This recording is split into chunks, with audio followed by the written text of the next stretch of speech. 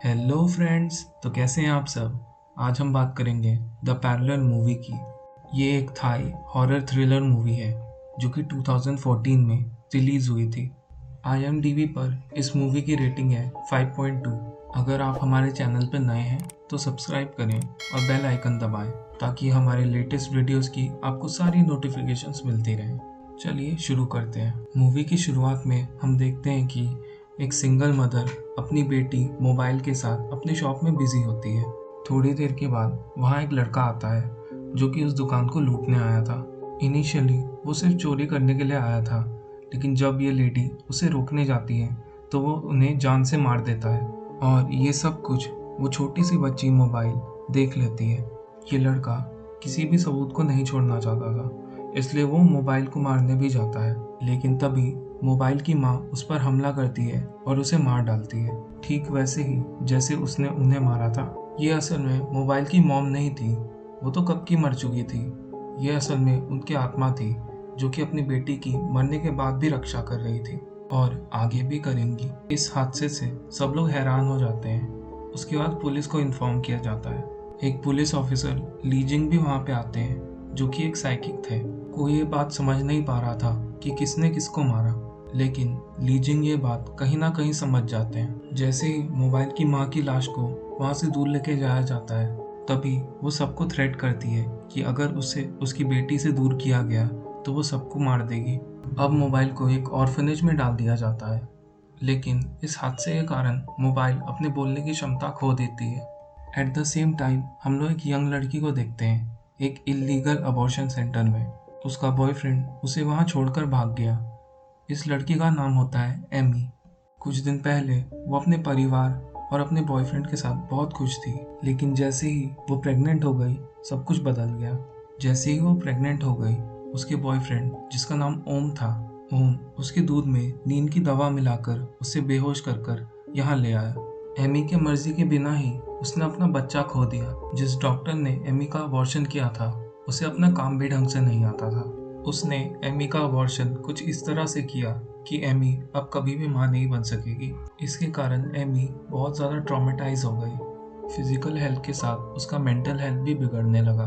वो आज या तो कल उस बच्चे को अबॉर्ट करने ही वाली थी और उसने अपने पेरेंट्स से भी इस बारे में बात की थी। वो किसी अच्छे डॉक्टर के पास जाकर उस बच्चे को अबॉर्ट कर सकती थी, लेकिन जो भी कुछ उसके साथ हुआ उसकी वजह से वो एक नॉर्मल फैमिली कभी भी शुरू नहीं कर पाएगी। इसका डर उसे पागल बनाए जा रहा था। इन सब के बीच सिर्फ उसकी माँ ही थी जो उसे समझती थी, इसीलिए एमी सिर्फ अपनी माँ से बात करती थी। एमी एक मॉन्क से भी मिलने जाती थी अपने मन की शांति के लिए।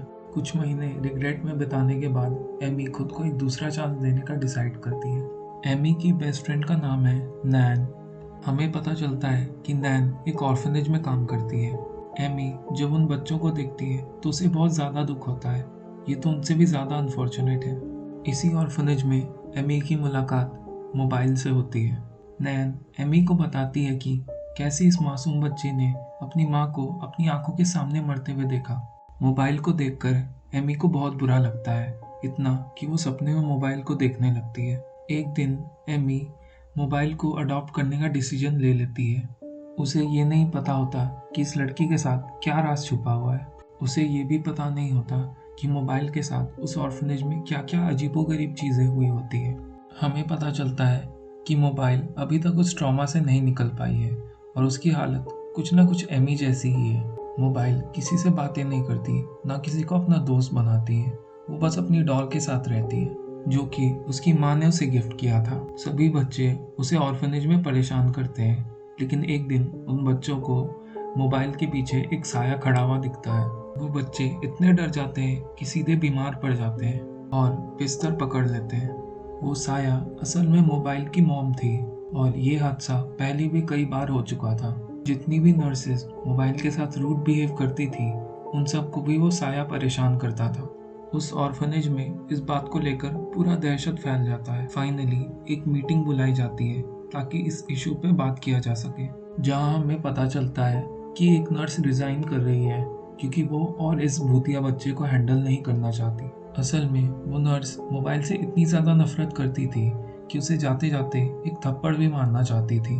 लेकिन जैसे ही वो अपना हाथ मोबाइल को मारने के लिए उठाती है, वैसे ही उन्हें कोई पीछे से खींच लेता है और बाल पकड़कर उन्हें इस तरह से उछालता है कि फैन से लग के उनका सर कट जाता है। पूरा रूम खून से लहूलुहान हो चुका था।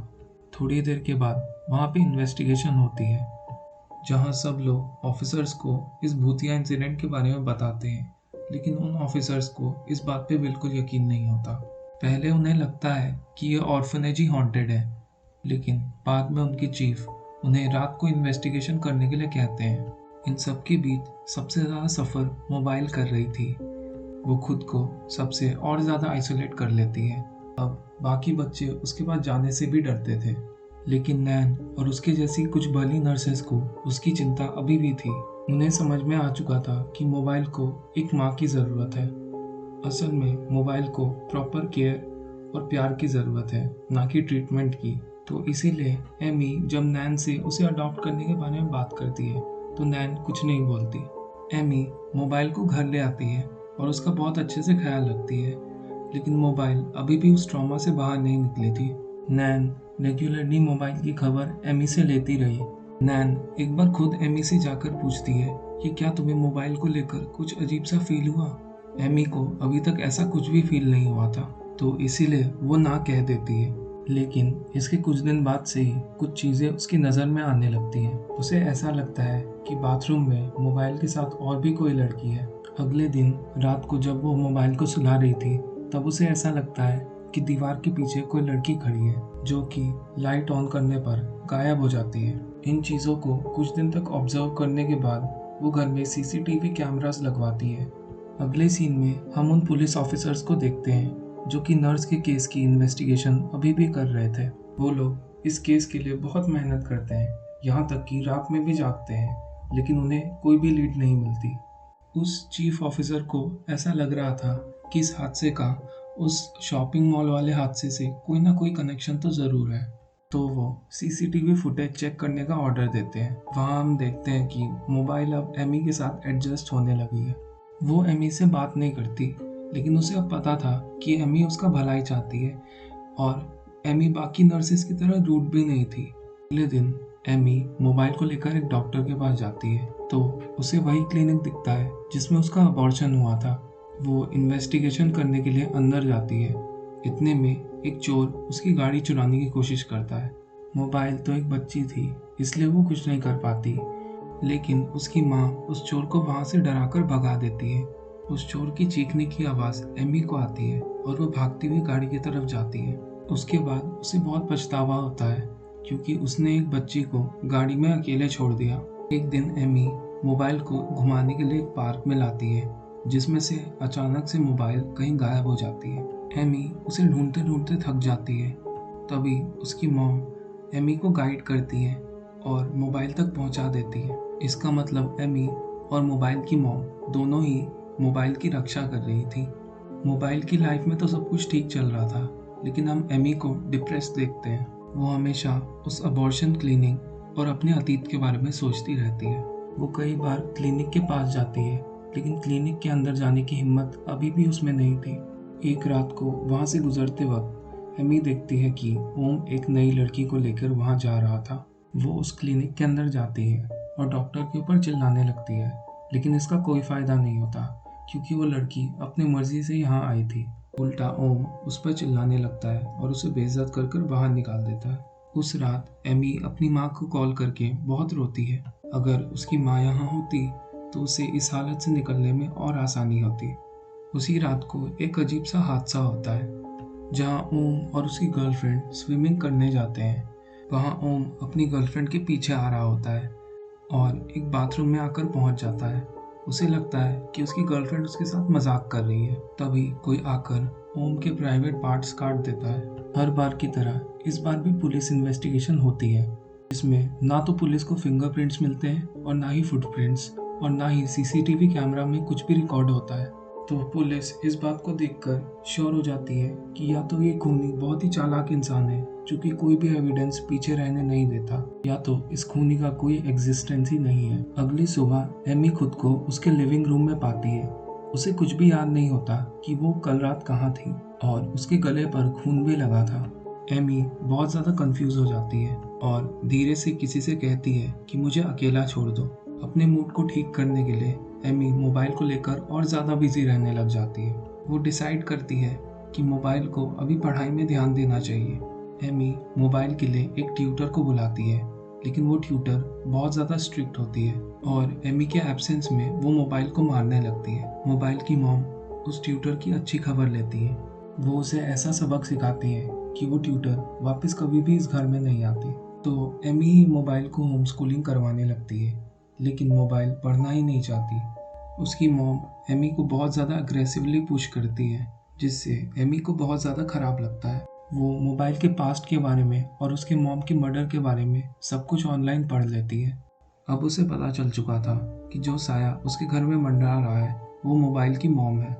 एमी बहुत ज़्यादा दुखी होती है क्योंकि वो ये सब कुछ मोबाइल का करियर बनाने के लिए कर रही थी। कहीं ना कहीं मोबाइल भी ये बात जानती थी, तो वो उस दिन के बाद एमी से अच्छी तरह से बॉन्ड करने लग जाती है। अब ओम के बारे में पता करते करते पुलिस को उसकी एक्स गर्लफ्रेंड के बारे में भी पता चल जाता है, जो कि एमी थी।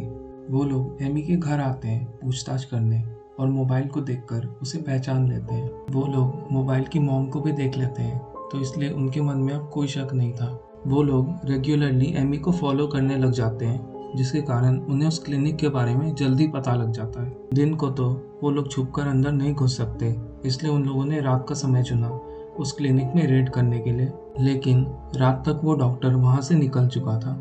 असल में उसका धंधा बहुत ही अच्छा चल रहा था और खूब सारे पैसे भी आ रहे थे।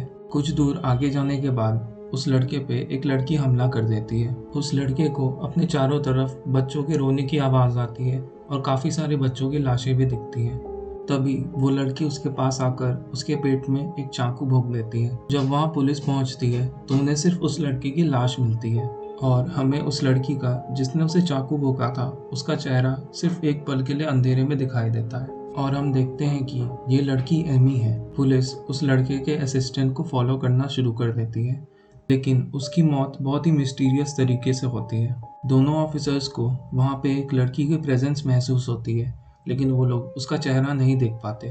अगले दिन एमी अपने घर का सीसीटीवी फुटेज चेक करती है तो देखती है कि वो रात को बाहर से घर के अंदर आ रही होती है, लेकिन उसे इस बारे में कुछ भी याद नहीं था। एमी इन चीज़ों पर ज़्यादा ध्यान नहीं देती। उसका रिश्ता अब मोबाइल के साथ बहुत ही अच्छा हो रहा था, इसीलिए वो अभी खुश थी। लेकिन अब 2 खून हो चुके थे। उस पुलिस ऑफिसर ने उसे पुलिस स्टेशन बुलाकर इंटेरोगेट भी किया था, लेकिन उनके पास कोई सबूत नहीं था। लेकिन इस बार जो खून हुआ था उसमें उनके पास कुछ सीसीटीवी फुटेजेस थी, लेकिन उन फुटेजेस में जो था उसे यकीन कर पाना सबके लिए बहुत मुश्किल था। उन्होंने फिर से एमी को पुलिस स्टेशन बुलाया और इस बार उसे ये फुटेजेस दिखाएं। ये उस डॉक्टर के खून वाले फुटेजेस थे, जिसमें साफ दिख रहा था कि उस डॉक्टर की पीठ पे कोई औरत है, जो कि एमी तो नहीं थी। यहाँ पर इस मूवी का क्लाइमैक्स रिवील होता है। हमें पता चलता है एमी का पास्ट। दरअसल एमी ने ओम के कारण सिर्फ अपना बच्चा और अपनी लाइफस्टाइल नहीं खोई थी, बल्कि उसने अपनी माँ को भी खोया था। दरअसल उसकी मॉम ओम को बिल्कुल पसंद नहीं करती थी, क्योंकि वो एक वेल एजुकेटेड फैमिली से बिलोंग करती थी। एमी की मॉम उसे पढ़ाई के लिए बहुत ज़्यादा फोर्स करती थी, लेकिन एमी कभी नहीं मानी। वो कभी पढ़ाई नहीं करती थी। जब वो प्रेग्नेंट हो गई तो ओम ने उसे अबॉर्शन के लिए फोर्स किया। तब उसे अपनी गलती और अपनी माँ की बात समझ में आई, लेकिन तब तक बहुत लेट हो चुका था। एमी की पढ़ाई अभी तक ख़त्म नहीं हुई थी, तो इसलिए उसकी मॉम मान जाती है अबॉर्शन के लिए। इसी बात को लेकर एमी की मॉम और एमी के डैड के बीच में बहुत बड़ा झगड़ा हो गया। एमी के डैड बहुत ही धार्मिक इंसान थे और किसी की जान लेना उनके लिए बहुत ही गलत बात था। उन्हें अपनी बेटी की इज्जत से ज़्यादा अपने धार्मिक होने की पड़ी थी। जब उनकी पत्नी ये बात नहीं मानी तो उन्होंने उसे ऐसा धक्का मारा कि उस बेचारी की सीढ़ियों से गिरकर मौत हो गई, वो भी एमी की आंखों के सामने। एमी उस गम को बर्दाश्त नहीं कर पाई और डिप्रेशन में चली गई, लेकिन उसकी माँ मरने के बाद भी एमी को छोड़कर कहीं नहीं गई। वो हमेशा एमी के साथ थी। वो सिर्फ एमी को दिखाई देती थी और सिर्फ उसी से बात करती थी। जब उन्हें एमी के जरिए उस क्लिनिक का एड्रेस पता चला, तब उन्होंने उस डॉक्टर और उसके असिस्टेंट को मार डाला, ताकि कोई और लड़की उन लोगों की विक्टिम ना बन सके। इसीलिए एमी को कभी भी रात की उन घटनाओं के बारे में याद नहीं रहता था। एमी की माँ एमी को पुलिस के हाथों से बचाना चाहती थी, इसलिए उन्होंने अपने आप को रिवील कर दिया सीसीटीवी फुटेज में, ताकि एमी पर कोई ब्लेम ना आए। ये सारी चीज़ें पैरानॉर्मल थी, इसीलिए वो लोग एमी को सज़ा नहीं दिलवा सकते थे, क्योंकि एमी के खिलाफ उनके पास कोई सबूत नहीं था। वो चीफ ऑफिसर एक साइकिक थे, इसलिए उन्हें शायद पहले से ही अंदाज़ा था कि एमी गुनहगार नहीं है। तो वो एमी को घर जाने देते हैं और हम मोबाइल के मुंह से पहली बार सुनते हैं एमी के लिए कि माँ घर चलो। इसका मतलब उसने एमी को माँ का दर्जा दे दिया था। तो दोस्तों, ये होता है इस कहानी का एंड। मूवी के एंड में हमें मोबाइल और एमी के बीच का कनेक्शन पता चलता है। दोनों ने अपनी मॉम को अपनी आंखों के सामने खो दिया, लेकिन उनकी माँ मरने के बाद भी उनकी रक्षा कर रही है। तो दोस्तों, आपको ये कहानी कैसी लगी हमें बताइए कमेंट सेक्शन में। अगर आप हमारे चैनल पर नए हैं तो सब्सक्राइब करें और बेल आइकन दबाएं, ताकि हमारी लेटेस्ट वीडियोस की आपको सारी नोटिफिकेशंस मिलती रहें। आज के लिए बस इतना ही। Bye bye.